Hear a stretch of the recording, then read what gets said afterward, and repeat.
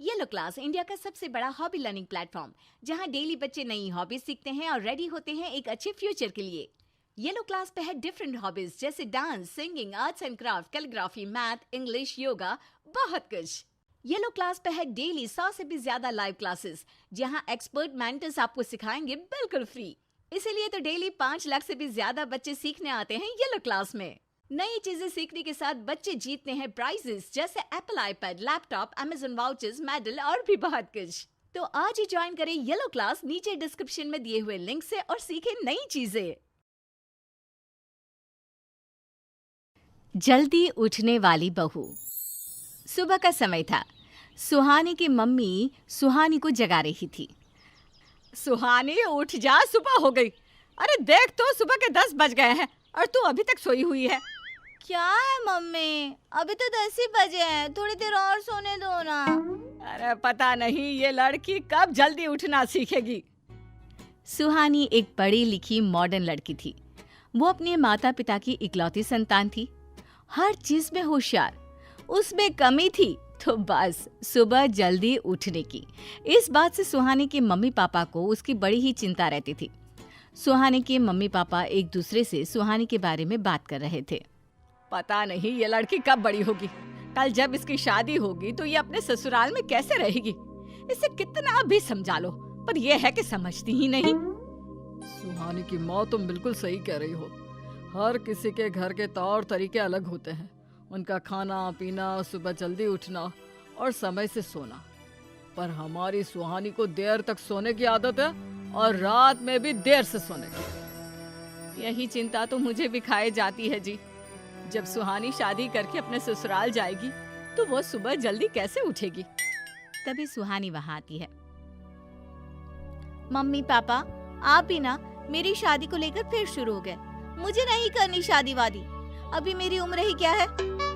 सुहानी, तुम्हारी माँ सही कह रही है। तुम्हें अपने आप को बदलना होगा। मायके और ससुराल में बहुत फर्क होता है। जो आराम तुम मायके में कर रही हो ना, यह सब ससुराल में नहीं मिलता। पिताजी, तो आप मेरी शादी ऐसे घर में करना ना, जहाँ मुझे सुबह जल्दी ना उठना पड़े और कोई मुझे जगाए भी ना। इस लड़की को तो समझाना ही बेकार है। फिर कुछ दिनों के बाद सुहानी के पापा सुहानी के लिए एक लड़का देखते हैं। लड़का उन्हें पसंद आ जाता है और वो सुहानी की शादी उस लड़के से करा देते हैं। सुहानी शादी करके अपने ससुराल आ जाती है।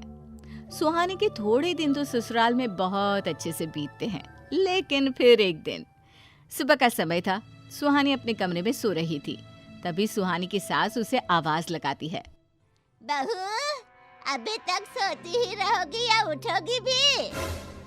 सुहानी अपनी सास की आवाज के साथ जाग जाती है। जी माँ जी, अभी आई। सुबह बेटा जल्दी उठ जाया करो। ये तुम्हारा मायका नहीं है, ससुराल है। इतनी देर तक बहू का सोना ठीक नहीं। जी माँ जी। सुहानी को तो मायके में देर तक सोने की आदत थी, लेकिन ये तो उसका ससुराल है। ना चाहते हुए भी सुहानी को जल्दी उठना पड़ता है। ये लोग भी ना सुबह सुबह जगाकर नींद खराब कर देते हैं। फिर सुहानी जल्दी जल्दी नहाकर धोकर रसोई में खाना बनाने चली जाती है।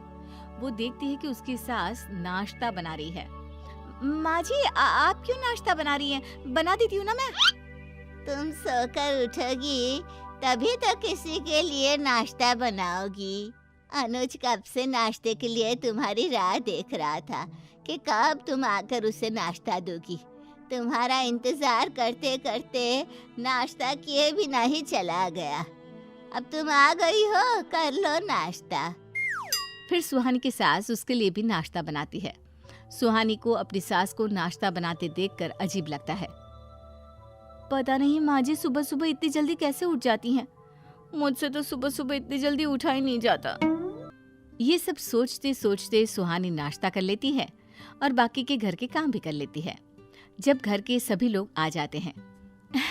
आप सब लोग आगे, मैं अभी सभी के लिए खाना लगाती हूँ। जब तक आप सब हाथ मुंह धो लेंगे, मैं आप सबके लिए खाना लगाती हूँ। फिर सुहानी घर के सभी लोगों के लिए खाना लगाती है। सब खाकर सोने चले जाते हैं। सुहानी भी खाना खाकर सोने चली जाती है। उसे सुबह जल्दी जो उठना था तो वो फोन अलार्म लगा लेती है। फोन में अलार्म लगा देती हूँ जिससे मैं कल जल्दी उठ सकूं। फिर सुहानी भी जल्दी सो जाती है और जैसे ही सुबह के 5 बजते हैं अलार्म बजने लगता है। कुछ देर अलार्म बजने के बाद बंद हो जाता है, लेकिन नींद के आगे सुहानी को अलार्म की आवाज़ सुनाई ही नहीं देती। वो सोती ही रहती है। सुहानी की सास हमेश की तरह जल्दी उठकर नहा धोकर रसोई में नाश्ता बनाने चली जाती है। तभी उनकी पड़ोसन उनके घर आती है। वो सुहानी की सास को नाश्ता बनाते हुए देखकर कहती है, क्या बात है अनुज की माँ, घर में बहू नहीं जो तुम नाश्ता बना रही हो? तभी सुहानी की सास कहती है, आज सुबह सुबह यहाँ कैसे आना हुआ? मैं इधर से गुजर रही थी, सोचा कि तुमसे मिलती चलूं।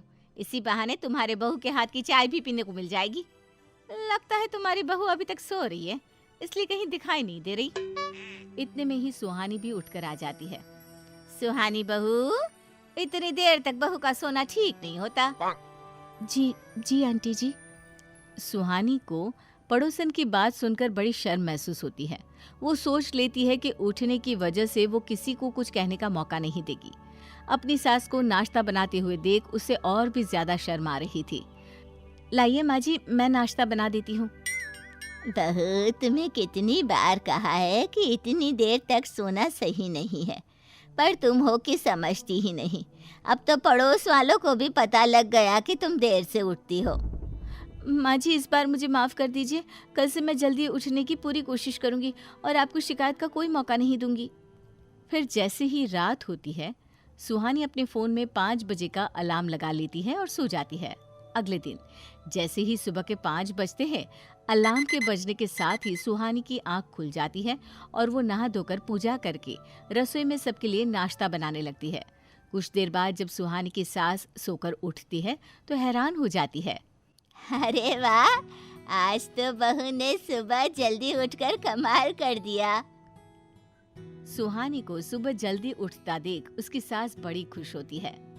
आज बनी है मेरी बहू सुबह जल्दी उठने वाली बहू। तभी सुहानी सबके लिए नाश्ता लगा देती है।